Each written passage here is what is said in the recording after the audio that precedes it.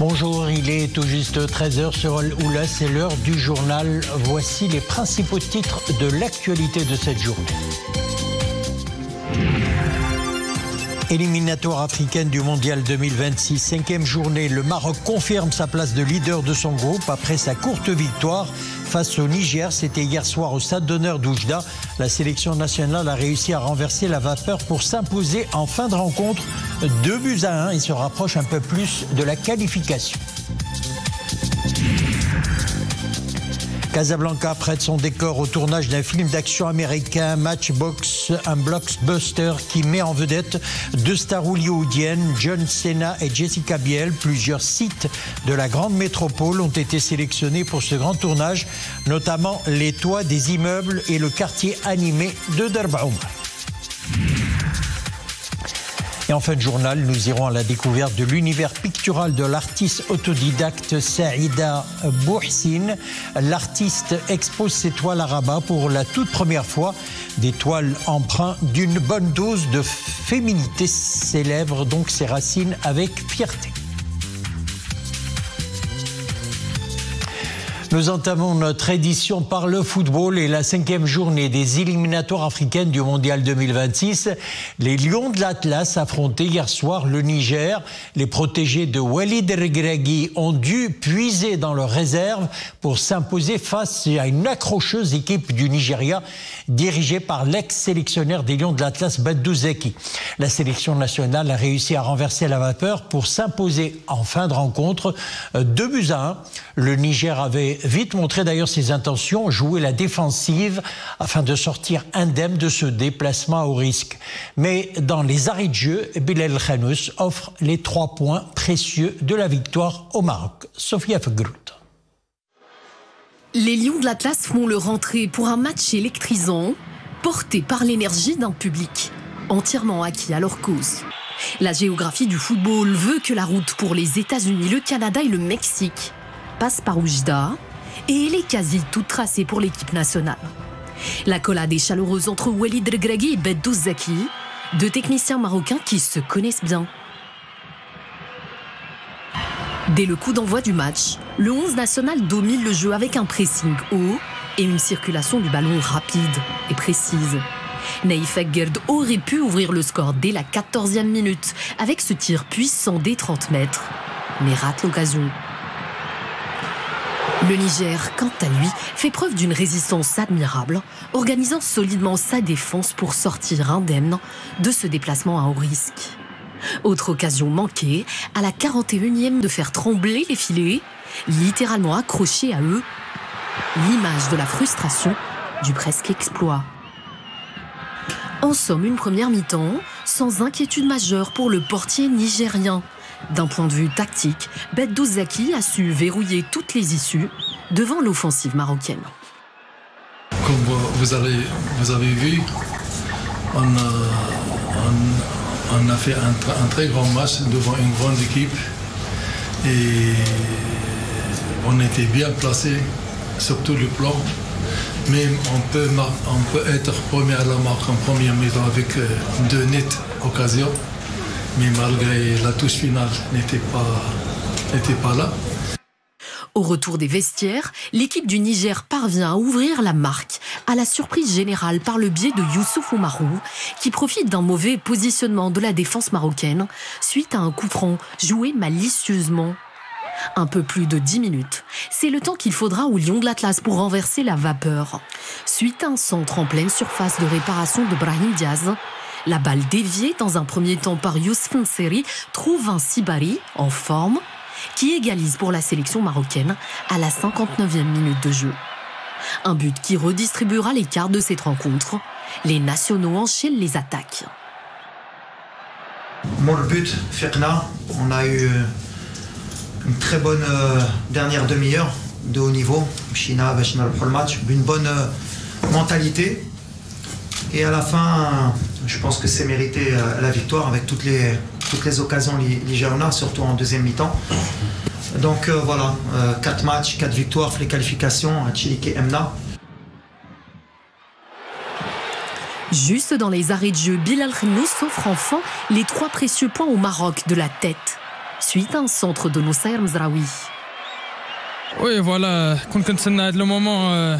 J'attendais ce moment depuis longtemps. J'ai pu marquer mon premier but avec l'équipe nationale et j'espère que ce sera le premier de beaucoup d'autres.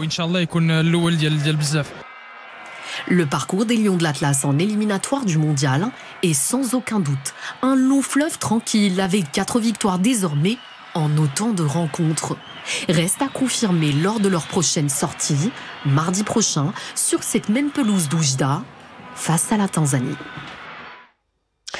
Du sport, nous passons au cinéma. Casablanca prête son décor au tournage d'un film d'action américain, Matchbox. Le film met en vedette 2 stars hollywoodiennes, John Cena et Jessica Biel, sous la direction de Sam Hargrave. Ce blockbuster s'inspire de la célèbre gamme de voitures miniatures de Mattel. Son tournage a débuté à Budapest, Erfurt et Merzouga, avant de se poursuivre dans le quartier de la grande métropole d'Erb Oumar. Reportage Amin Hennaoui, Mohamed Laroui, et le récit est signé Maryam Messi.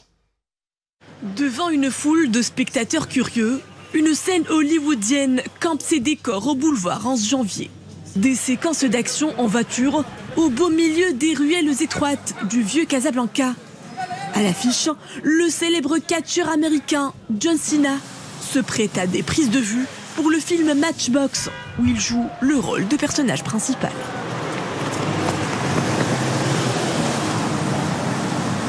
Le tournage a commencé à Erfurt avant de poser valise à Casablanca. À Erb Oumar, les riverains sont accueillants. On enchaîne aujourd'hui le tournage au boulevard en janvier. Après, ce sera direction El Jadida, puis un dernier retour vers Casablanca pour boucler les prises de vue. En studio naturel, à ciel ouvert, ici, tout est minuté. Cadreur, chef opérateur du son, ingénieur, une équipe de professionnels marocains veille au grain sur le plateau. Une vraie mécanique.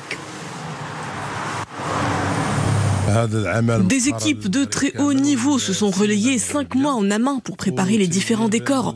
C'est dire l'expertise de nos techniciens en matière de production internationale. Le Maroc est un vivier de professionnels de cinéma hautement qualifiés. Si les détails du scénario restent confidentiels, suspense et adrénaline sont au rendez-vous de ce thriller pour le moins haletant. Sa sortie mettra sous les feux de la rampe des fresques vivantes d'un Maroc attractif, une terre d'accueil privilégiée du cinéma mondial. Notre page météo, retour de la neige sur les montagnes au-delà de 1400 et 1700 mètres d'altitude. Des hauteurs de 40 cm de neige sont prévues dès demain 0h jusqu'à lundi 13h à Chefchaoul, Hossima, Boulmen, Ifren et Sfro. 25 cm sont attendus dans les provinces de Gersif, Tazab, Nimlel, Azilal, Khnifra et Midelt. Dès demain, d'ailleurs dimanche, également de 9h à 13h lundi. À noter aussi de fortes rafales de vent avec chasse poussière locale dès demain dans les provinces de Taourirt, Gersif, Agadir et Daoutanen, Figik, Boulmen, Jarada, Oujdan Gad, Taza, Tizni, Tinzgen, Eit Belloul, Assazag, Tantan et Sidi Ifni.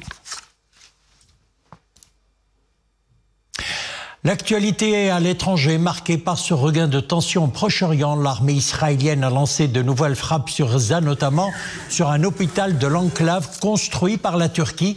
La défense civile de Gaza a annoncé que les frappes israéliennes sur le territoire avaient fait 11 nouveaux morts hier, dont 5 mineurs, ce qui porte à 520 le bilan des morts annoncé par la défense civile depuis la reprise des bombardements israéliens mardi dernier.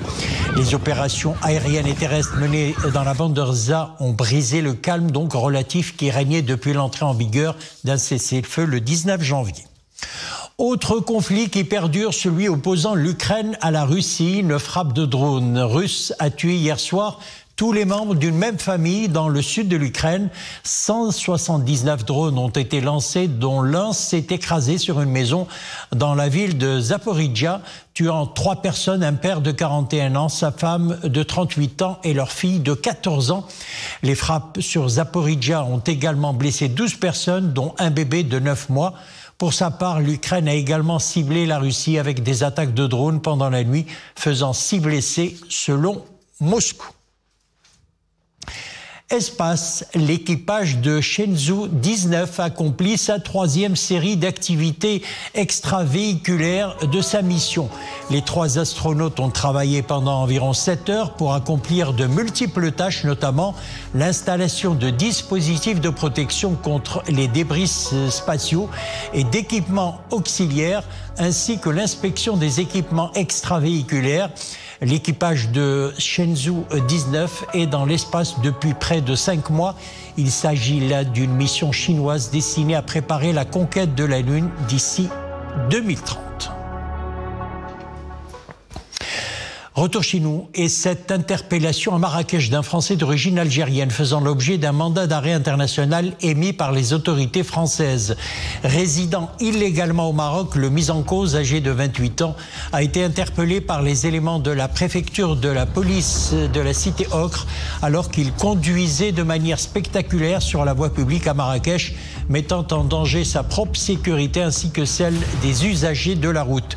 Le mis en cause avait refusé d'obtempérer aux injonctions de la police et a décliné une fausse identité lors du contrôle. C'est ce qu'a précisé la Direction générale de la Sûreté nationale dans un communiqué.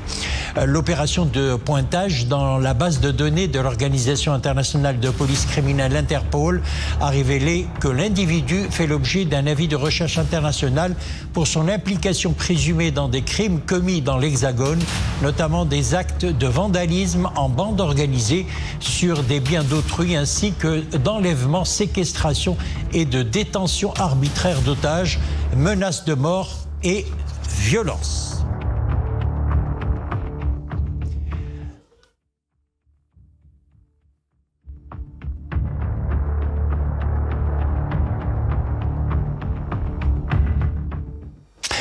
Partons maintenant à la découverte de l'univers pictural de l'artiste autodidacte Sadia Bouhsine.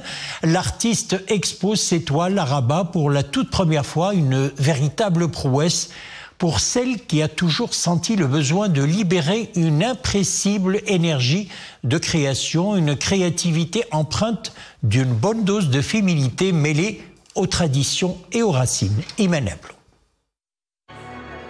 C'est avec le sourire que Sadia Bouhsine accueille ceux qui sont venus à sa toute première exposition. Depuis sa prime jeunesse, l'artiste autodidacte cherchait sa voix. Un talent enfui, le voilà enfin révélé au public.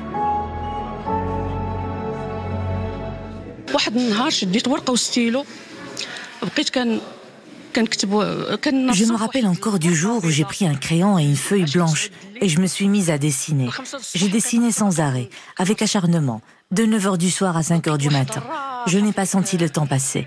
Une fois le dessin accompli, j'ai senti un grand soulagement. Depuis, je n'ai pas arrêté de dessiner. Peu à peu, j'ai développé mes méthodes avec la technique du collage et par la suite, les couleurs. Ces toiles nous renvoient à l'art naïf, un art authentique, une passion véritable pour celle qui n'a jamais été à l'école. Mais son talent fut encouragé par son entourage. Sadia est issue d'une famille d'artistes qui croient en son talent. Ma sœur a une grande aisance dans tout ce qu'elle peint. Elle sollicite beaucoup les couleurs. Ses toiles sont très expressives. Je pense qu'elle ira encore plus loin dans tout ce qu'elle crée. Son métier de tisserande l'a beaucoup aidée dans la création de ses toiles, car elle est habituée aux couleurs, à la composition, au travail manuel tout simplement. Une histoire personnelle qui se mêle à un environnement beaucoup plus élargi. Sa peinture est aussi un clin d'œil aux riches facettes du patrimoine marocain dans toute sa splendeur et à la condition féminine.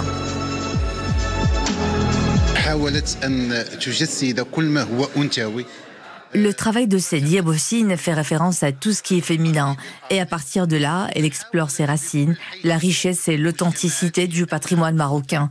Je pense qu'elle a trouvé dans l'art naïf un moyen d'expression sans limite. Sadia Bouhsine vole de ses propres ailes dans le ciel de la créativité. Un univers pictural gouverné par la seule loi de l'imagination, guidé en cela par la part de l'art inné qu'elle porte en elle depuis toujours.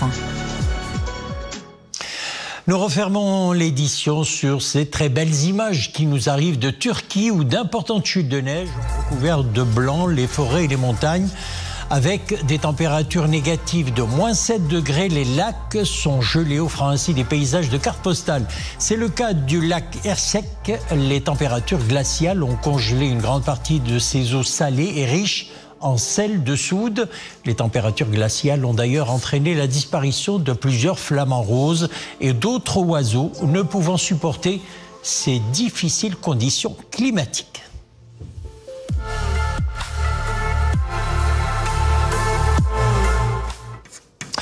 C'est la fin de notre édition. Merci de l'avoir suivi. L'info revient dans quelques instants. Ce sera le JT en espagnol. À bientôt.